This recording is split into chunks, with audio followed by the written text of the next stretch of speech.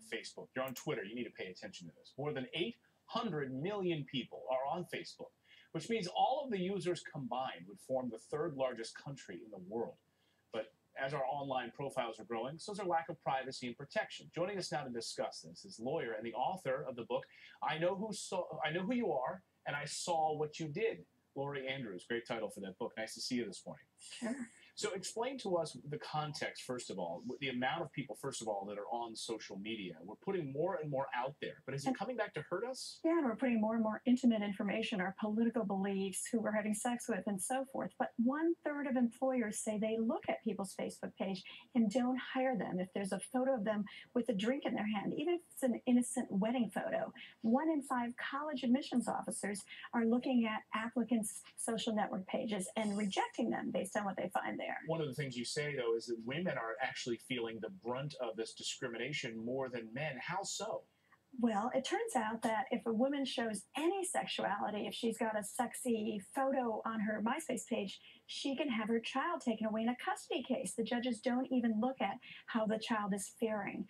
Also, the employers say they reject people wearing provocative clothing. Now, they're not going to reject you in your great suit and your yellow tie, but if a woman is wearing something a little low cut, they could reject her. So it is disadvantaging women. You have put together this social network Bill of Rights, which I like. We're going to put a bunch of them up here on the screen. The right to connect. We'll talk about all of these. The right to privacy of place and information. Who is this for? Is this for the individuals putting themselves up on social media? And is it expected then that the employers would look at this social network Bill of Rights and say hands off? Well, in other countries, they're already adopting laws saying that employers can't look at your social network page. In Finland, employers can't Google you. And so I'm hoping for courts to follow these and also for people to follow them in terms of buying their technologies. Some people don't realize how their gadgets can be used against them. If you download a program that enables remote use of your mic, some data aggregators are collecting information. Are you at home? Are you in a bar? Are you eating? Are you having sex?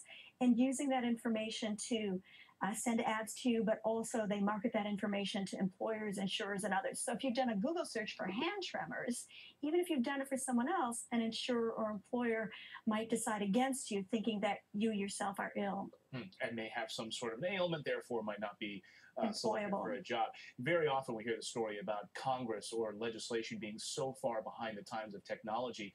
You know, we don't allow employers to ask questions for references, specific questions. Is this a new version of not asking references by going on Google and trying to find dirty laundry? Absolutely. And in fact, now the Equal Employment Opportunity Commission has adopted a regulation that says you can't use medical information that you found on a person's social network page in making decisions about hiring or going forward.